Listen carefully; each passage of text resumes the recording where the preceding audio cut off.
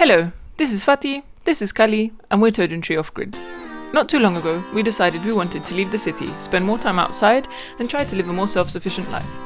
We bought this plot of land with an abandoned olive grove of over 200 trees, a little house, and a big pool. We moved in a year ago, and we're ready to jump into renovating, gardening, and the joys of interior design.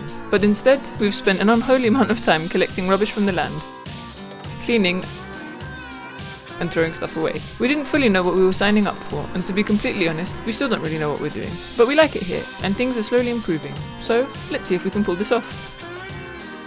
We removed everything, all the skirting board, and prepared the walls, closed all the holes, and is ready to plaster. So off the cameras I was practicing with the plastering in the studio, the office that we are going to make. And because I was not happy with the job that I did last time, and I found another material and started doing it, and somehow it works. It's very fine, and you don't see the finish is really fine, and once you sand it you don't see anything, so any lines, not like other one that you can see my fingerprints everywhere. So it's way more better. And now we are going to start with the same thing here. It is in Spanish it's called yeso. What is mostly used here for the plastering, I think it is gypsum. Yeah. I think gypsum in English, so we are going to use that one. It's a bit hard to use it because it gets dry so quickly, so once you move it, there are a lot of videos there that you can watch and see how to use it. I am not going to explain how to because I am not an expert, so we are going to just use that one and see if we can make it or not. Let's go!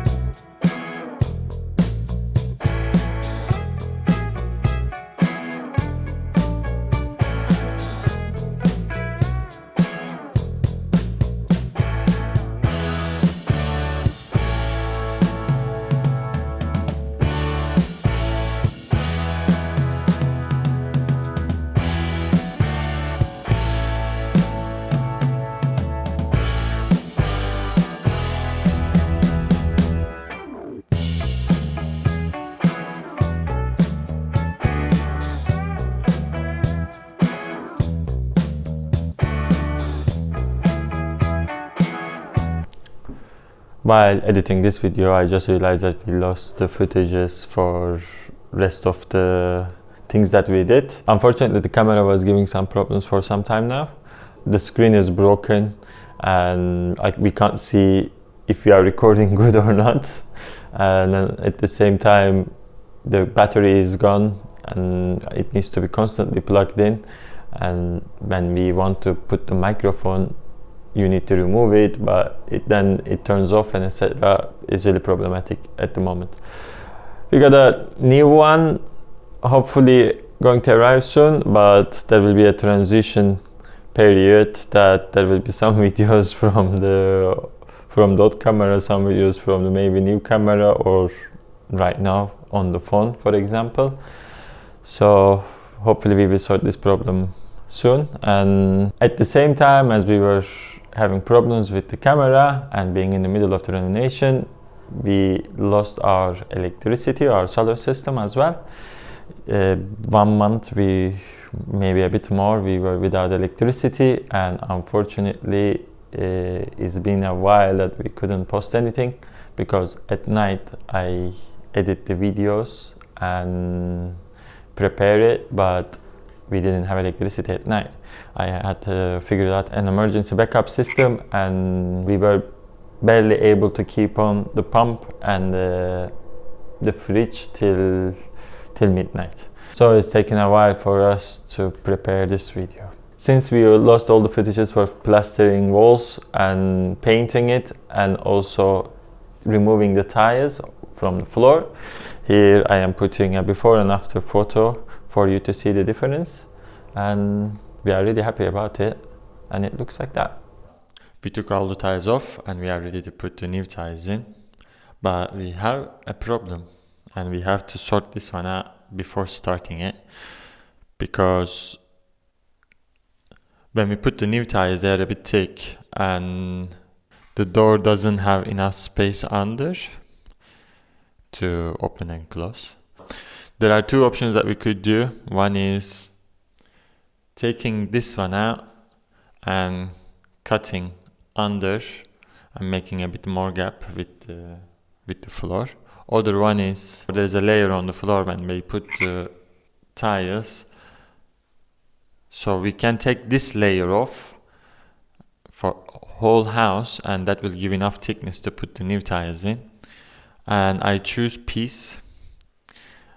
Therefore, I am going to take the door out and see what is inside, try to cut and modify a bit, and then put the new tiles back. So let's see what we have.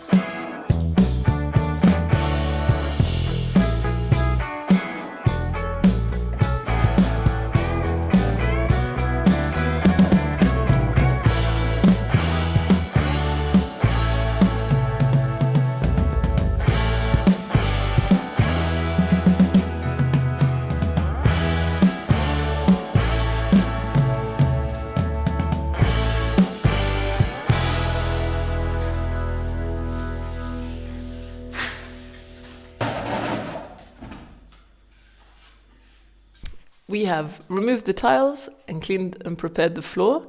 So we've taken the arch as the main focus point for the floor. So we want to put the bricks centered to the arch for better symmetry, and also because we have a plan for where I'm sitting right now. So we've prepared the laser. Now we just need to get started. We also haven't got the...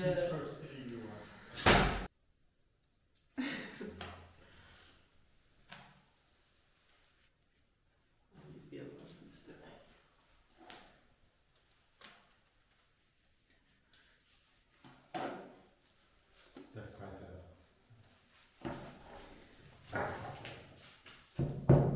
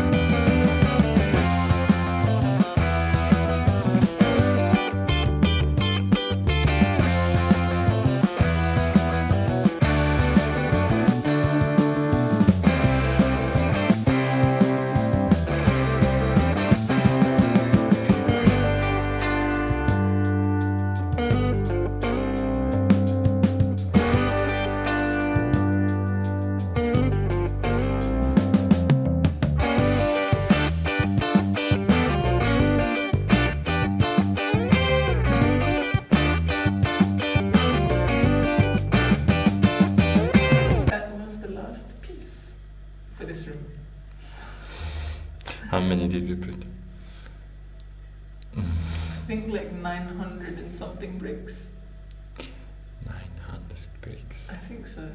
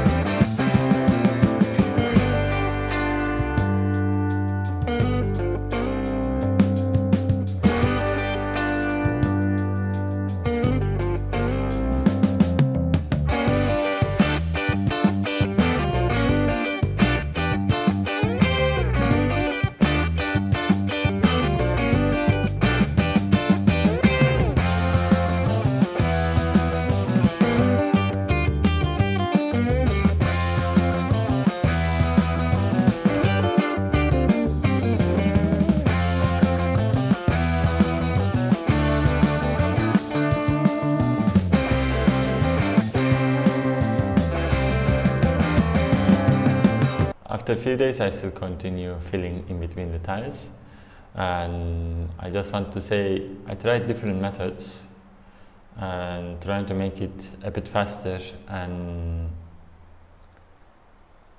during this time I encounter different problems. So the first problem is, if you are watching this video and aiming to making the grouting or pointing for the tiles, so you need to consider that you need more material than you need for the normal tiles to fill in between normal tiles, because I have an example here. So this is a piece of normal tile and this is what we are using here. So it is 4 or 5 times thicker than this one.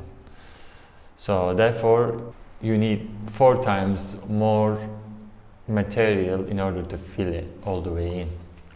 The another problem is that I was trying to fill it with the spatula, but even though I wet it, still when I put the material in between, it just gets thickened immediately almost.